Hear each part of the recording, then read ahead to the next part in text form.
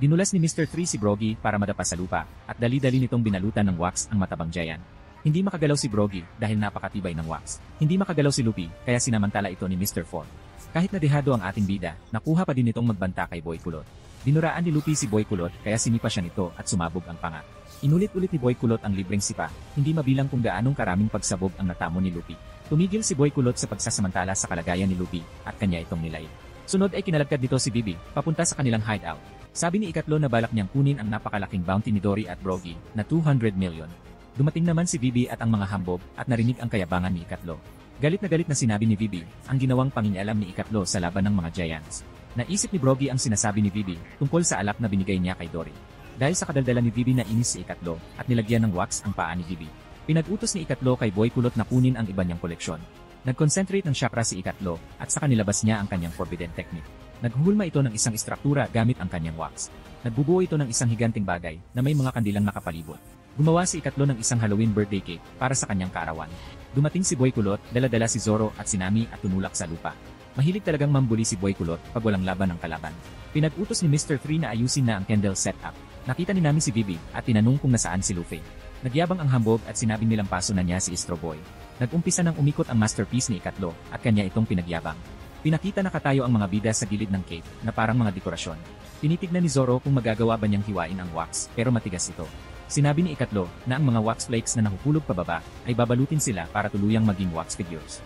Pag naging statwa na sila, idadagdag niya itong mga ito sa kanyang koleksyon. Nahalata pala ng matabang giant na may mali kay Dory pero dahil ito ay isang honorable duel kaya hindi niya pwedeng kaawaan ang kapwa mandirigma. Ginamit ni Broggy ang lahat ng kanyang lakas para makawala sa wax. Nawasak nito ang mga wax at bumangon habang sinasambit ang kanyang paghihigante. Pinitikan ni Boy Kulot ng kulangot si Broggy para pigilan ito sa kanyang ginagawa. Kanya itong inulit-ulit hanggang bumagsak muli si Broggy. Dumating si Karu at nag-umpisang magbungkal para makawala si Luffy.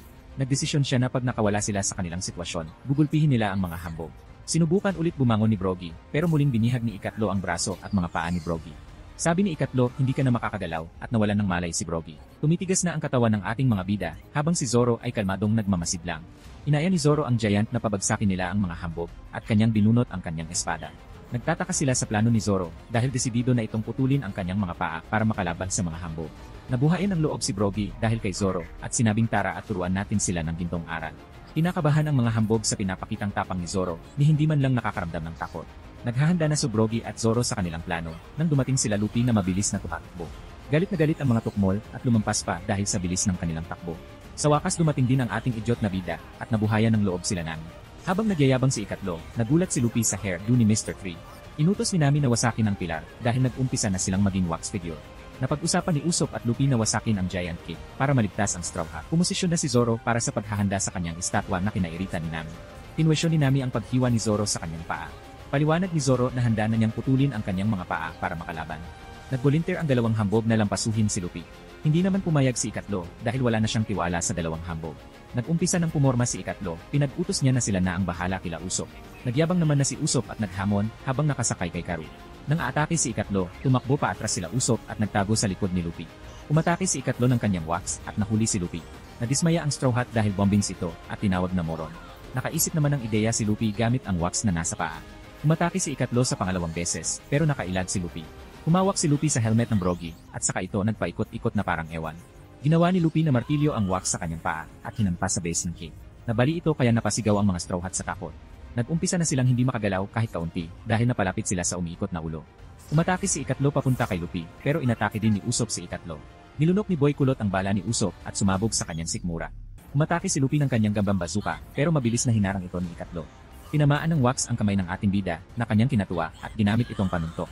Dali-dali naman gumawa ng panangga si Ikatlo at dito tumama ang suntok ni Luffy. Pero sa lakas ng suntok ni Luffy, tumagos ang kanyang kamao. Nasuntok si Ikatlo at tumilapon sa malayo. Inutusan ni Nami si Luffy na madaliin na ang pagwasak sa cave. Sabi ni Luffy na pakiramdam ko ay unmotivated ako na tulungan kayo. Nakinagalit ng mga Straw Hat at sinigawan si Luffy. Na-realize ni Vivi na ang bulinggit ang may kagagawa nito kay Luffy. Ang color strap nitong kulay itim ay isang betrayal trap kaya hindi nito susundin ang anumang pinag-uutos ng kahit na sino. Sabi ni Zoro na idiot na nga si Luffy, tapos mapaglalaruan pa ang isipan nito GG na. Inutusan ni Vivi na wag umalis si Luffy sa bilog. Pero hindi sinunod ni Luffy at umalis sa bilog kaya bumalik sa normal ang simple-minded. Susuntok na si Luffy pero kinulayan ulit siya ng bulinggit kaya nagwala ito sa kakatawa. Inutusan ni Nami na tanggalin ni Luffy ang kanyang damit, pero laughter is the priority muna. Patuloy sa paghahabulan sila Usopp at ang mga hambog na parang may marathon.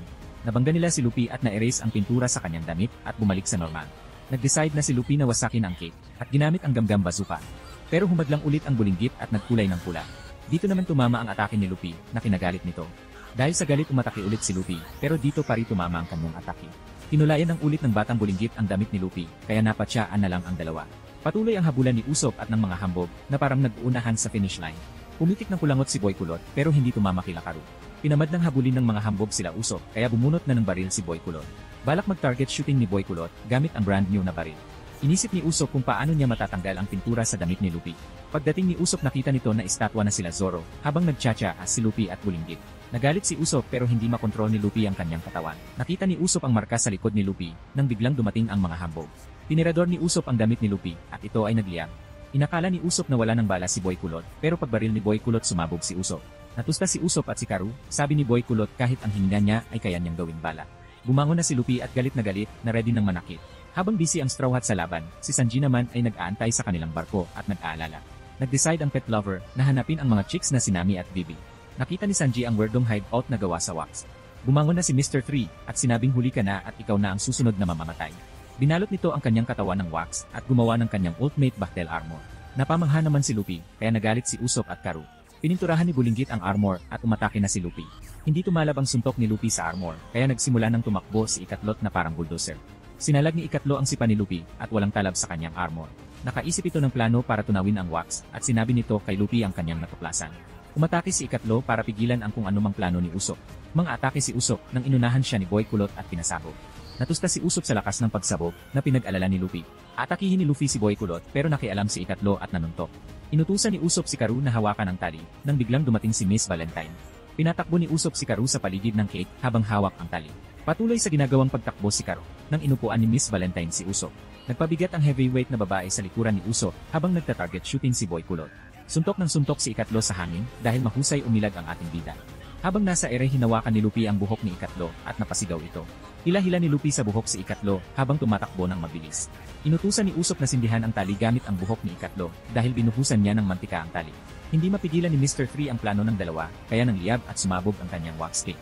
Natunaw ang mga wax sa paligid pati na rin ang kanyang ultimate armor.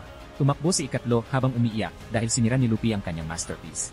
Pinagsusuntok ni Miss Valentine si Usopp pero dahil sa galit lumipad ito sa ere. Gamit ang kanyang Devil Fruit ability, plano nitong pitpitin si Usopp. Mula sa apoy, lumabas ang dalawang hot chicks na naging superhero ni Usopp. Sabay na inatake ng mga to si Miss Valentines at sinabing ang hot namin.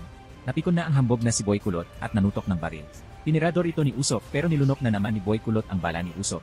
Nakaramdam si Boy Kulot ng kakaibang init dahil hot sauce pala ang binala ni Usopp. Nagliyab ang bibig nito na parang dragon na bumubuga ng apoy at saka ito pinagtawanan ni Usopp. Dahil sa galit hinabol nito si Usopp at niyakap dahil balak nitong pasabugin ang buong katawan. Manghiyak-ngiyak si Usopp dahil ikakamatay niya ito. Lumabas sa apoy ang nag-init na si Zoro at ginamit ang kanyang flaming onigiri. Hindi na iwasan ni Boy Kulot ang atake ni Zoro kaya nagliliyab na katapusan ang binigay sa kanya ni Zoro. Bumangon na si Brogy at winelcome back ni Zoro.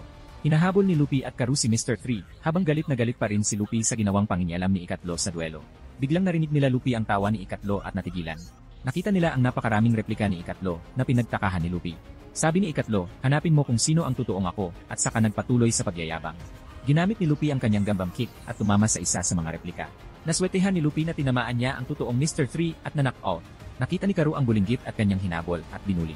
Habang si Sanji ay nagpapakasarap buhay sa hideout ni Mr. 3. Nag-decide nang umalis ito para hanapin sila Nami at Bibi. Nang palabas na ito may narinig siyang phone call at hinanap ang pinanggagalingan ng ring. Nakita niya na nagmumula ito sa isang basket at kanyang binuksan. Kinausap niya ang tumatawag, sabi ng tumatawag na late na ang iyong report. Nagpanggap si Sanji sa kanyang kausap at napag-alaman nito na ang kausap niya ay si Mr. Zero, ang boss ng Baroque Works. Biglang nagkamalay si Dory at minulat ang mga mata. Bumangon ito habang patuloy sa pag-iyak si Brogy. Naluwa ang mata ni Brogy nang makitang buhay si Dory. Tinanong ni Mr. Zero kung na-eliminate na ba si Princess Bibi at ang Straw Hat. Nakiraid on naman si Sanji at sinabing nagawa na niya ang misyon. Sagot ni Croco Boy, parating na ang aking kampon na magko-confirm ng iyong misyon. Magdi-deliver sila ng package na naglalaman ng Eternal Post na patungo sa Alabasta Kingdom. Pag nakarating ka na dito, pag-uusapan na ang susunod na misyon. Biglang dumating ang mga kampon at nakita si Sanji. Naghahanda na ang mga ito upang atakihin si Sanji. Pinagbabaril si Sanji ng unang kampon pero mabilis naman itong nakapagtago.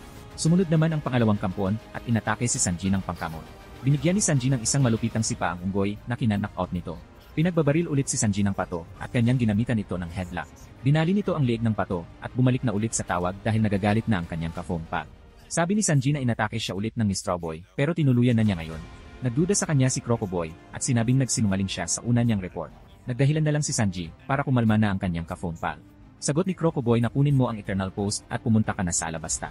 Naligtas naman si Dory dahil mapurol na ang mga armas na kanilang ginagamit. Natuwa naman ang lahat dahil hindi namatay si Dory, na halos ayaw ng bitiwan ni Brogy si Dory sa pagkakayakap. Nagpasalamat si Brogy sa God of Elbaf, at nag-umpisa na ang dalawa sa kanilang lambingan. Nagkapikunan ang dalawa at balak na naman ituloy ang kanilang duelo, na kinatuwa ni Luffy. Natapos na sa pag-uusap sila Sanji at Crocoboy, at pinulot na ang Eternal Post. Habang nagpipiknik ang mga Straw Hat kasama ang mga Giants, dumating naman si Sanji the Loverboy. Galit na galit si Usopp dahil dumating lang si Sanji pagkatapos ng laban. Nagulat si Sanji nang makita ang mga Giants, at sinabing sino sa inyo si Mr. 3. Nagtaka si Nami kung paano nalaman ni Sanji ang tungkol dito. Nagpaka-gentleman si Sanji, at sinuotan ng damit si Nami. Kinwento ni Sanji ang napag-usapan nila ni Mr. Zero, habang nagpapanggap siya. Sabi ni Sanji na wala nang hahabol sa kanila, dahil sinabi niyang successful ang misyon ni Mr. 3. Pinakita ni Sanji ang Eternal Post na pinadala ni Mr. Zero. Tuwang-tuwa ang Straw Hat dahil na-solve na ang kanilang problema at makakapunta na sa Alabasta. Pinaalala ni Sanji kay Zoro ang kanilang hunting contest, sumagot si Zoro at pinagyabang ang kanyang huli. Hindi naman nagpatalo si Sanji sa kayabangan. Nag-umpisa nang magpaalam ang Straw Hat sa dalawang Giants, at naglakad na patungo sa Going Merry. Napagkasunduan nila, Dory at Brogy, na tulungan ang kanilang mga kaibigan na makalampas sa panganib na naghihintay sa kanila. Nagtatalo si Sanji at Zoro kung sino ang panalo sa kanilang hunting contest. Sabi ni Nami na putulin nyo na lang ang kailangan natin. Sabi ni Vivi na ideklara nyo na lang na patas ang contest nyo. Umangal pa rin si Zoro, kaya sinigawan na sila ni Nami at kumilos na. Nag-umpisa na sila sa kanilang paglalayag, at nakita nila ang dalawang Giant na nakatayo sa exit nila. Binalaan ng dalawang Giants ang Straw Hat tungkol sa panganib na naghihintay sa kanila. Kaya sinabi ng mga to na go straight no matter what, at sila na ang bahalang tumulong sa kanila. Sumangayon naman si Luffy sa kanila at nagpatuloy na. Nagpaalam na sa kanila ang mga Giants nang biglang may umangat mula sa karagatan. Nag-concentrate ang dalawang Giants ng kanilang chakra papunta sa kanilang armas. Ito pala ay isang dambuhalang goldfish na kinatakutan ng mga Straw Hat. Nag-umpisa ng mag-command si Nami ng dapat nilang gawin. Sabi ni Usopp na kailangan natin mag-straight ahead na sinang-ayunan ni Luffy. Sa takot umalma pa rin si Nami kay Luffy pero tiwala ang ating bida sa mga bagong kaibigan. Nagpatuloy silang dumiretso hanggang pumasok na sila sa bibig ng dambuhalang goldfish. Naghanda na ang dalawang Giants sa kanilang pag-atake at inalala ang unang enkwentro nila sa dambuhalang goldfish. Tuluyan ng sinara ng goldfish ang kanyang hukbo at pumorma na ang Giant para magpakawala ng malupitang atake. Takot na takot ang Straw Hat na dumidiretso lang kahit nasa loob ng dambuhalang goldfish. Nagpakawala ang dalawang Giant ng Kamihami Wave na bumutas sa tiyan ng dambuhalang goldfish. Dinaanan lang sila ng atake na parang binigyan sila ng daan palabas. Nakalabas na ang Going Merry at nabutas ang dambuhalang goldfish.